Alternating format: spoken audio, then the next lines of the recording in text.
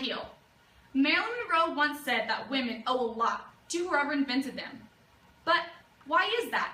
They're not very practical. And according to the Journal of Foot and Ankle Surgery, over 14,000 ER visits a year are because of these shoes. It's almost as if they weren't made to walk in. Well, they weren't. So, how did we get here? I will be presenting information I gathered from BBC News, the New York Post, and CBS News. High heels have served a higher purpose beginning all the way in the 15th century. These purposes can range from practical to psychological uses. Today, I will present how exactly high heels came into existence, how their use evolved over time, and what the industry is like today.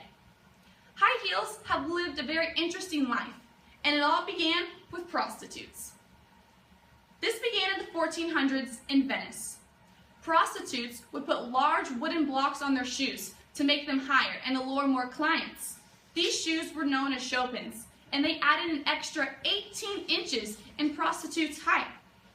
Once the aristocrats got a hold of these shoes, they turned their purpose to a new light. Their purpose was to put them on their wives, so their wives could barely walk. Therefore, they couldn't run off and cheat on them. Once again, the use changed, and this time it went to male equestrian riding. In 1590, men put heeled shoes on so they could stand up on their stirrups, being able to shoot from their horses better. BBC News once said that women's fashion transitioned into men's fashion, and that included the high heel. King Louis XIV is the reason why high heels came into existence for all ranks of people. His idea to dye the bottom of his high heels red really appealed to all subjects of his kingdom.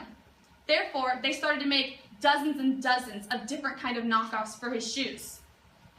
But then the Enlightenment era swept across Europe.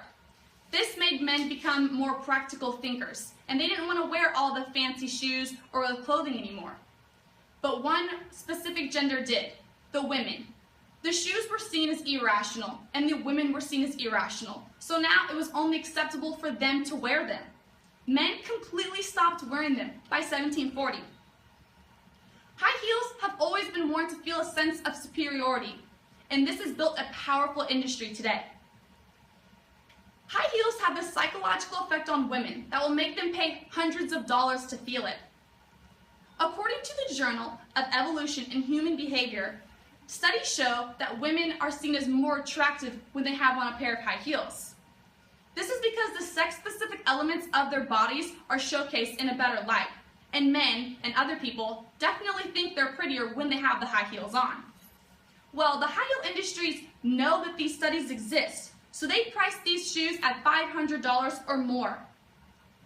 These red-bottom Louis Vuittons cost $6,000, and other shoes can go up to $10,000. According to the Business of Fashion, Jimmy Choo's high heel company is valued at $1 billion.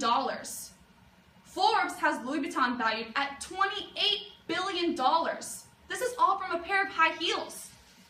Other companies, luxury shoe companies, around the U.S. generate up to $21 billion in just 1 month of sales, just because women want a little bit more swing in their hips. High heels became popular from prostitution and then equestrian riding.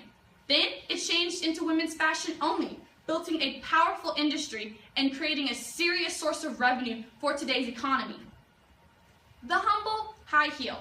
Sure, you might not be able to walk on grass, cobblestone, or posh floors, and it might be very hard for you to run away in, and they're just impractical. But the type of confidence and revenue it does for our society, well, there is nothing humble about that.